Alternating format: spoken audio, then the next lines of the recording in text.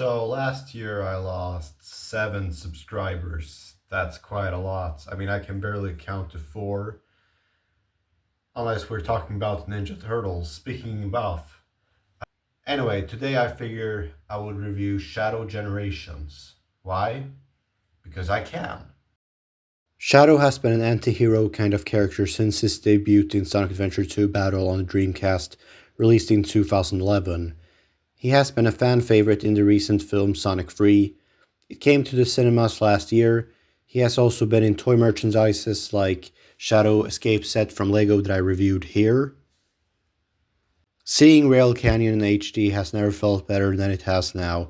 After a disappointing boost to win game like Sonic Forces, released in 2017, back during my high school years, I think it's safe to say that 2024 was a comeback for Sonic the Hedgehog's legacy on the big screen, as well as Shadow the Hedgehog's legacy on the big screen as well as Shadow's appearance in the recently released video game from last year called Shadow Generations, or if you want to go by its full name, Sonic X Shadow Generations.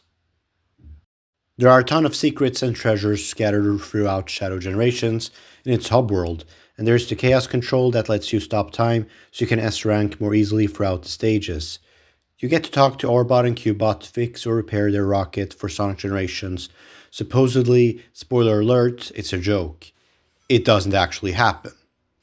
Some Call Me Johnny confirms it in his review of the game on his YouTube channel. The story in Shadow Generations is that of the prologue animations on YouTube, which you can find on YouTube, as well as the original Sonic Generations from 2011, that has now been rewritten in the new dialogue in 2024. We get to meet iconic characters such as Omega, as well as Rouge the Bat from Sonic the Series, who first appeared in Sonic Adventure 2 and the anime Sonic X. The story is compelling to say it without spoiling it.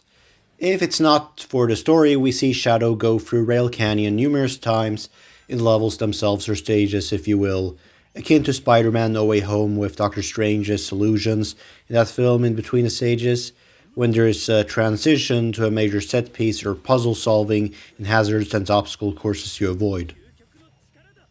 The game itself is lukewarm with overwhelmingly positive reception from major sites like IGN, which gave it a 95. And for a Sonic game, that is quite sarcastic, I feel like, since the Sonic cycle or the fandom can sometimes give a confusing feedback loop to Sonic Team that I intend to rant about this February on this channel. But since people unsubscribe and subscribe as they wish, I don't expect it to get the views it would deserve. We see Shadow having doof morphing energy that lets you float on water, fly in the air through some form of gliding, and we see 3 main tokens or collectibles that replace the red rings in the levels themselves that are for the chests in the hub world by having the player unlock them if they have the proper material to do so. And the game has you as the player also going through faster levels that are mostly good throughout the main campaign and not the side missions that weren't a ton of critique. But outside of those, I feel like Sonic Team and Sega, or mainly Sonic Team, outdid themselves here and did a fantastic job in polishing this title as good as they could for the Sonic the Hedgehog fandom and platformer advocates to enjoy who owns a PlayStation 4 or Xbox One. This game is phenomenal and a masterpiece. Admitting that maybe sometimes I can be maybe a bit derogatory to listen to, so I apologize if that's what you find me to be.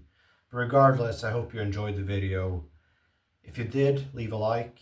If you didn't, well, in any case, have a good day.